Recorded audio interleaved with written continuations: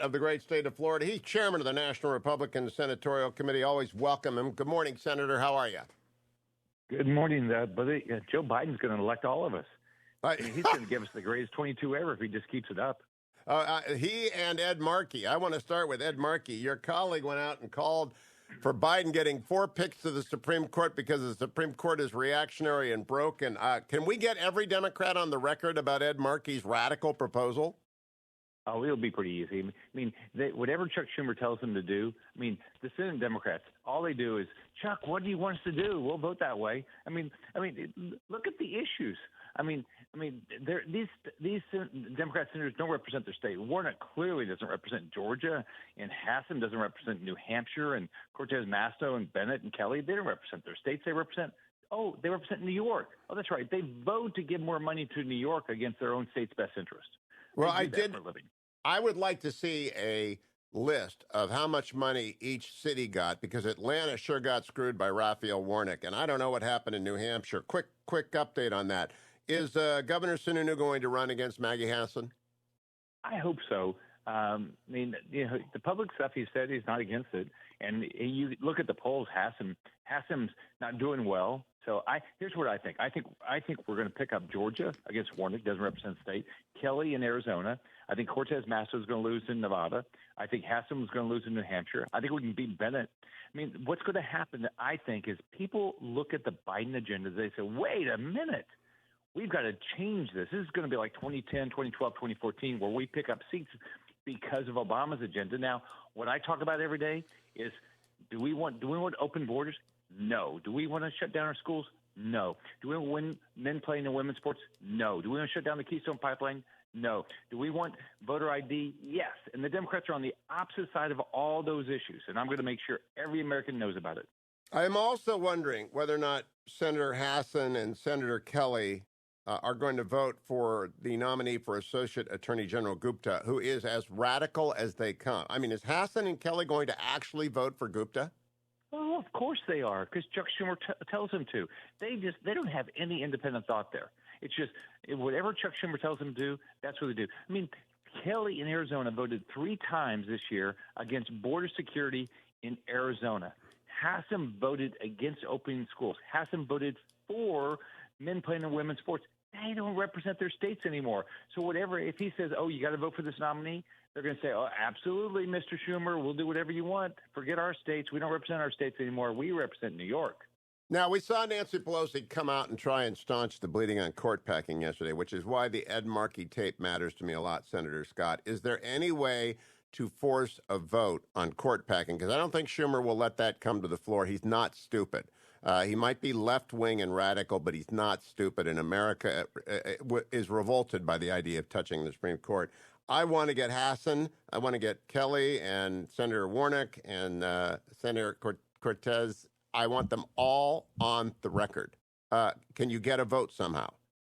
Well, when they try to do, when they try to do another reconciliation, which looks like they're going to try it 2 more times, maybe with their infrastructure and their tax increase bill, then we'll have the ability to make them vote on anything. So that's when you have that, it's vote-a-rama. We can make the Democrats vote on anything and everything. I mean, they voted affirmatively. We got to give those stimulus checks to those murderers, pedophiles, and rapists. They did it.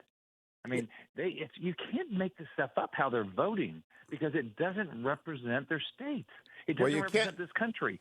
Now, let me ask you about Bennett and Cortez Masto. You can't beat somebody, no matter how radical they are, unless you've got somebody who's a good candidate. Who do you got in the Centennial State of Colorado and down in the Silver State of Nevada? Who do you got? We're having lots of conversations with people. What's happening is more and more people are saying, hey, I think I might get in because I see how bad this agenda is.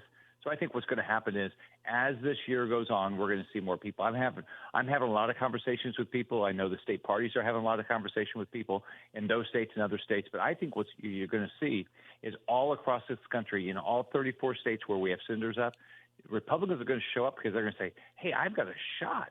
Even in a state that appears to be, more further to the left than to the right. So I think we're going to see a lot of good people. I don't endorse in primary, Senator, but I do point out Me either. weaknesses, and I think well, I want to talk to you about Eric Greitens and Rory McCrory.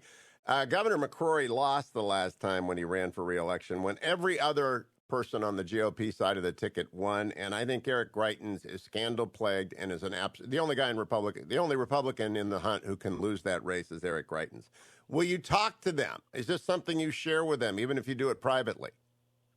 Well, I tell people where they are. I tell people what they have to do to win, and I tell people what their weaknesses are. It's part of what I do. But look, my experience is the voters are pretty smart. The voters in those states say, look, I want to win, and they're going to pick candidates that can win the general election. I mean, if you remember when I got in back in 2010. Every Republican in the country had endorsed my opponent, but the voters said, wait, we want a business guy that has common sense, that wants to go change the direction of the state. I think the same thing is going to happen. We're going to hopefully have when we have open seats, we're going to have good primaries, and I think we're going to get good candidates. Let's take a look at Georgia. I asked Karl Rove about Georgia the other day, and he loves Herschel Walker, but he said Herschel Walker is a Texan. And I've heard people say Doug Collins is the best nominee for that. Do you have an opinion on that? Is Herschel living in Texas a problem to his returning to Georgia? And do you have any notice from him of what he's going to do? So if Herschel decides to run, he's got a lot of ties. He spends a lot of time in Georgia. My understanding, he still has a house in Georgia. And I think he would be a very good candidate. He really cares about this country, and he believes the way we believe. I think Doug Collins is also a very good candidate. He clearly is a hard worker, and he's a committed conservative. I think we're going to end up with a good primary. We've got other people that are going to get in. I think I've talked to quite a few people that are at least talking about it. In the end, you'll see there's a lot of House members all across the country that are talking about getting in these seats, but they're not all going to get in. But I think we're going to have good where we have open seats. We're going to have good primaries.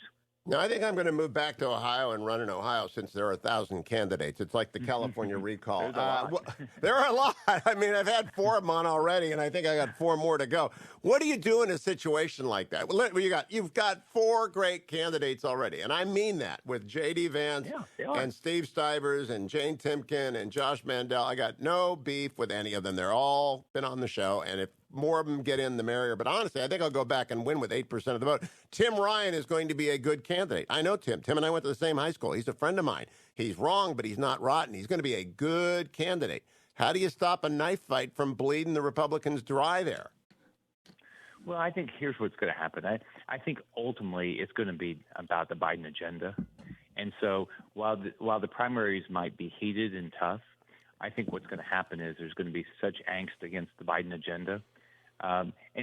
What my job is every day, and we do it every day. We don't waste a day. Every day we define who the Democrats are. And so every day we're talking about the border. Every day we're talking about schools. Every day we're talking about how the Democrats are voting. So what we're doing is everything that happens over on the Senate floor, we're making sure that people are talking about it in their states. We have 7 people over at the National Republican Senatorial Committee, and what they're doing is explaining, like for Ohio and Cleveland and in Columbus, hey, this is how these people are. This is how they're voting over in Ryan's case in the House. But we're telling people how they're voting every day and what their actions are, because ultimately that's what's going to be about. It's not going to be personality. It's going to be about politics. About policy. But, Tim is not going to vote for that crazy court packing thing. I mean, he just won't, unless we get a discharge petition. He's just not dumb. They can't lose. They can't lose, 3 votes? They can only lose 3 votes. So there's going to be a lot of pressure if they take the vote in the House for Tim and everybody else to vote exactly the way Pelosi tells them to. And, she's a bully just like Schumer is. Okay, well, talk to me about a very practical matter. I hope you don't have to break his kneecaps, but I hope you persuade Doug Ducey to run against Mark Kelly. But they have that August primary, which is a nightmare. An August primary also exists in, I think, one of the other competitive states. Missouri is an August primary. And that means you bleed money all summer long. Can you get these? They're red legislatures. Can you get them to move their primary to a normal thing like June or May? We have it in Florida the same way. After I won mine in 2010, the primary, it was a really hard primary. We only had 9 weeks to the general, so those are hard. I don't think they're gonna move them. Matter of fact, I think some states are gonna, because of redistricting, are gonna push them a little bit later. So it's just, but I think that that's a problem. But I think that this is going to be about the Biden agenda, and it's going to be so bad. I mean, the country. Look at the inflation. The country's not doing great right now. Look at inflation. Look at the CPI. It's already up 2.6%. If you take the first quarter annualized, much higher. You look at gas prices are up, food prices are up, housing prices have skyrocketed. The Biden agenda of spending money like crazy in the Federal Reserve, continuing to buy up all the treasuries is not working. And I think the average person is going to say, wait, that's not what I voted for in 2020, and they're doing stuff that I don't believe in. So I think that's what the election is going to be about. In the primaries, it would be nice if they were earlier, but reality is it's going to be about their policy, and I'm going to make sure everybody knows the Democrats' policies. Last question, Senator Scott. Alfredo Ortiz of the Job Creators Network, a friend of mine, we were talking this week about stepped-up basis. And I hate stepped-up basis because it destroys the 7-Eleven owner who has spent his life, it destroys family farms, it destroys family businesses left and right, from car washes to tree farms. It just is a destructive. And Alfredo said, don't call it stepped-up basis, call it a success tax, because that's why the Job Creators Network hates it. Are you going out after stepped-up basis? Call it a success tax. Absolutely. If you want. Call it good. Yeah. Good. Yeah. So here's the deal. They remember Joe Biden's big lie. He's had so many big lies so far, but one of them is, he says, I'm not going to raise taxes on anybody that makes less than $400,000. Well, by the way, he already did. And the so-called COVID bill, which was not COVID, anyway, they raised taxes on all the gig workers, the Uber drivers, the DoorDash, and all that. You look at their latest bill. Everybody's getting your taxes raised, basically, or they're going to kill your jobs by impacting our businesses. So yeah, we're talking about the taxes, but what they're doing is they're throwing out a whole bunch of trial balloons to see, which ones are they going to complain about the most? Okay, so we won't do those. So this is just an unbelievable power grab, raise your tax, big government, more debt spending by the Democrat Party. Rick Scott, always a pleasure. Senator, keep coming back monthly. Give us updates. Go out there and recruit. Go out there and deter. Go out there and encourage and raise money at nrsc.org. Thank you, Senator. Time for